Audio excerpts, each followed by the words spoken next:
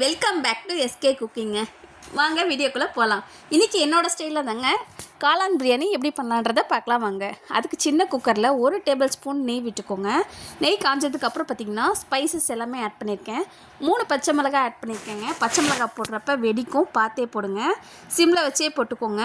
இப்போ ஒரு பெரிய வெங்காயத்தை வந்து நைஸாக கட் பண்ணி இதில் ஆட் பண்ணியிருக்கேங்க. வெங்காயம் கொஞ்சம் வதங்கினதுக்கப்புறம் பார்த்திங்கன்னா இதுக்கு தேவையான சால்ட்டு நான் இப்போயே ஆட் பண்ணியிருக்கேங்க. ஏன்னா அப்போ தான் நமக்கு எல்லாமே வெங்காயம் தக்காளி நல்லா வதங்கும். இப்போ ஒரு அரை கைப்பிடி அளவு வந்துட்டு புதினா ஆட் பண்ணியிருக்கேங்க. ஒரு 2 பழுத்த தக்காளி, பெரிய தக்காளியாக நல்லா பழமாக இருந்தால் மட்டும் போடுங்க, இல்லைன்னா அரைச்சி கூட ஊற்றிக்கோங்க. இதை போட்டு நல்லா வதக்கிக்கோங்க.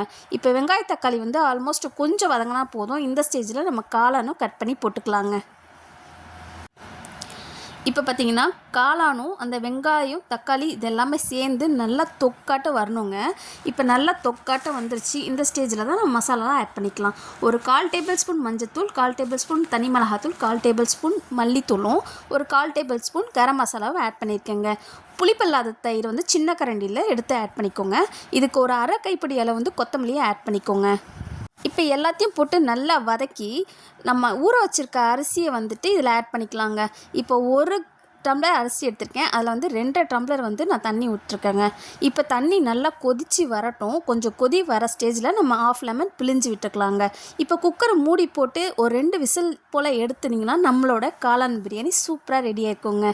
இந்த வீடியோ உங்களுக்கு பிடிச்சிருந்ததுன்னா லைக் பண்ணுங்கள், ஷேர் பண்ணுங்கள், கமெண்ட் பண்ணுங்கள், சப்ஸ்கிரைப் பண்ணுங்கள். கூடவே பெல் பட்டனையும் கிளிக் பண்ணுங்கள். நீங்களும் இப்படி தான் செய்வீங்களான்றதையும் கமெண்ட் பண்ணுங்கள். பாய்.